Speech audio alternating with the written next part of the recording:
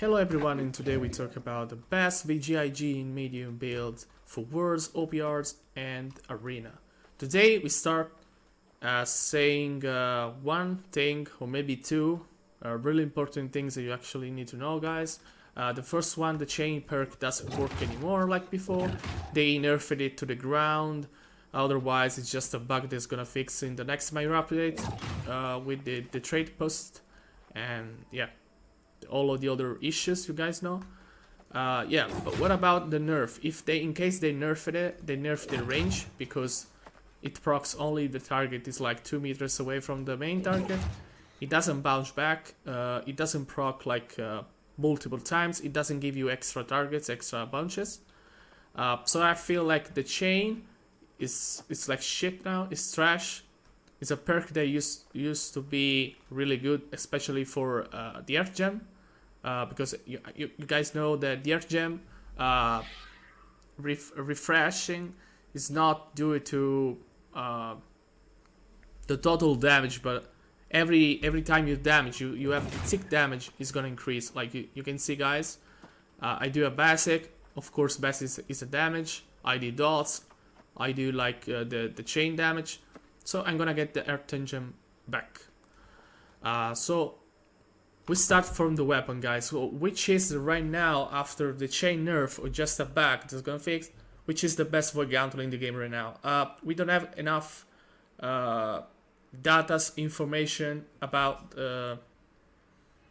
about the chain right now. So we may think they nerfed it. Okay, so the best Void Gauntlet right now is Kin, Putrefying Scream, and Killy Jacket. Killy Jacket is huge because right now you can actually proc the Earth Gem, and with the Void Gauntlet crits, it's gonna be really consistent. You're gonna have really many times the Killy Jacket up. So it deals also a good amount of damage over time. So yeah, Killy Jacket with Kin and Putrefying Scream is probably the best slot right now. Why do we need Kin? Kin is huge because people think in New World we have like random crit for mages. This is not the case. Both DPS mage and the super mage, we have a specific crit chance. What does it mean? That if we play Kin Awareness on our ring and then we have Kin on our weapon, we're gonna have 5 crits over 10 hits on average. So every time you hit 10 times a damage, for example, you do abilities, we have 5 of them to crit. And this is huge. This is gonna be like, the chance is gonna be really lower if we put out the Kin from the weapon and Kin Awareness from the ring. There are 2 paths to play Mage right now, and both DPS and support, which is no Kin but attunement and the void damage. On DPS Mage, Fire Staff, Ice Gauntlet, you want fire damage or ice damage, and then on the weapon, attunement or something that bursts the damage. But in our specific situation, we want to play wars. We play a specific role, which is support. We need to spam abilities most of the times. We need the abilities up for our bruisers, and we need abilities for our team and for ourselves as well. So what's the best way? What's the best path between the two? The best path is gonna be Kin, because Kin with the both Ice Gauntlet and Void Gauntlets is more useful. In the first case, with Void Gauntlet, you're gonna have CD reduction. So every time, guys, you crit, as I'll show you, every time you crit, you get CD reduction. As you can see, you're gonna have CD up again. Then Refreshing Frost. Gonna have crit really easy standing inside a frozen area. And when we play wars, we have always frozen area around the point, especially when the teams are really strong and they play all close to the points. So what, guys, what about if we change that to the void damage? This is gonna be really bad. I feel like you're gonna crit 2 times over 10, which is really bad, especially when you play like you don't play refreshing but you want to play freedom. This is gonna happen that you have every time the CD 2 seconds, 3 seconds later that you should have. And guys, trust me, this is huge. I play Mage since the day one, and I feel still refreshing is the best perk for Mage. I know a lot of people, like even in the Bonsai or Parabam, that would think that Freedom is probably the best way to go. Of course, there are like, this is a common knowledge, but there are also players, single players. They may have different choices. In my personal play style, I prefer refreshing. I do not play like on point every time, but I walk around the point, trying to see, looking for gravities, looking for stuff that my teammates do, and then I join them, then I go out. This is like my gameplay. It's different from the other play styles, especially the most common one. The guy play on the point with all the stuns and stuff like that. I feel like the high stomp is enough, especially when you play the 3 perks.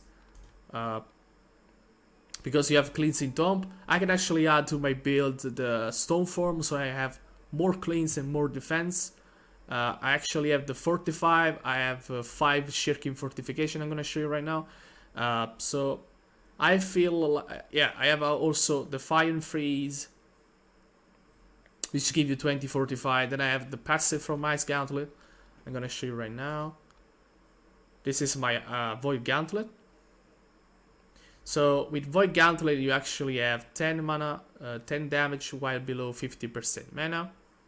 And this is not a problem, because with the Void Gauntlet you can actually press the right click your mouse, and then you get the mana back. You don't need the mana potion in Wars. Yeah, you can actually, for example, use the key humility to get critical chance while all abilities are on cooldown. So what does it mean? That we have keen awareness, and then we do this, whole abilities in cooldown. You can actually spam this to get crit, and then the crit chance is gonna be so high that you don't need 50 dex. You really don't need, guys, 50 dex. Please don't play that shit. It's already like capped with double kin. You don't need that shit. You don't need to be like lowering your damage at all. You need to play that, please. You really don't need it. We actually use like 50 focus to get the ability cooldown back. So this is gonna be cool with my refreshing, so I have all the abilities really up. You guys see right now that the refreshing is already good, like on one target. Imagine if I crit the orb on multiple targets, like happens in Wars. I can actually spam it without even have the cooldown up. So that's why I actually play refreshing. Another thing that, this is my personal opinion, I do not play Freedom, because as I said before, I don't play them much on point, and at the same time I feel like the most situation I die is not because I don't have Freedom. It's because my team is not having the control over the points. I feel like I'm not in a good situation, in a good position, so I die because of a 4 against 1. I die because of the focus of your opponents on me. Yeah, that's it. But I am just one player, so I feel one player or two may have the different choices inside a war roster. Maybe, yeah, I don't think like all mages play refresh is gonna be bad. I think I am like, I don't want to say special, but if you have a very good player, like, and he has a different playstyle, has a specific playstyle, is gonna be useful for your team. Why not use it? So that's why I feel like I'm good with refreshing and Shirking Fortification. This is gonna be my amulet. As a amulet, guys, this is a best slot. You need stamina recovery, slash protection, and health is common knowledge. You can sub slash protection with trust, I think. Yeah, but I think this is the best one. Then we have the champion ring. Champion ring can actually be sub with something else. Earthy and Keen Awareness still, in my opinion, the best for mages. People say maybe Earthy is not good, especially while in medium. I don't feel so. I feel this is perfect. Healthy Toast. What about Healthy Toast? Healthy Toast is gonna be good for OPR, Arena, and Wars. It's not good at all for mages, especially support in Wars, because you do not play mana potion in War. You do pot rotation, you play cans, you play regen, you play the oak or the dust gem. So you don't play healthy toast. So what I play for wars is refreshing toast, and regenerating. I don't play purify because purify. I have ice stomp every 20 seconds with all the refreshing, meaning that I get cleans. I'm not the main target. I'm not a target that people like to focus more much. So I feel this is good. Yeah, but when we have a competition, either we go increasing the level, meaning we have better opponents, and then maybe I can decide to switch and something. But if I have to go against Parabellum, yeah, sure, I will probably switch to Freedom, to be honest, to have more survivability.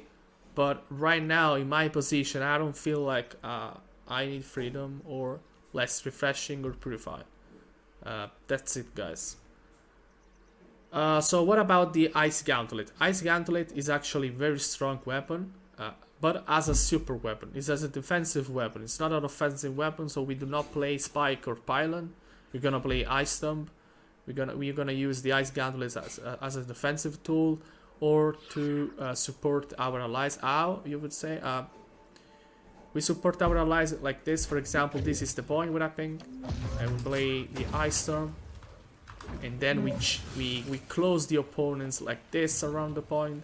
I mean, not like this. Maybe in the vice versa, the ice shower. But yeah, this is gonna be like we close them so they cannot pass. They stand on the point. They all die by our bruises and gravities and stuff.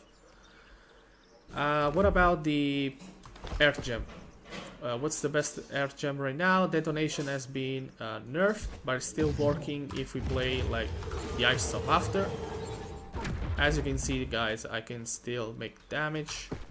The other one is actually Vines, and the third one that I actually play is Stoneform. That one is very, very strong, especially when we play in attack.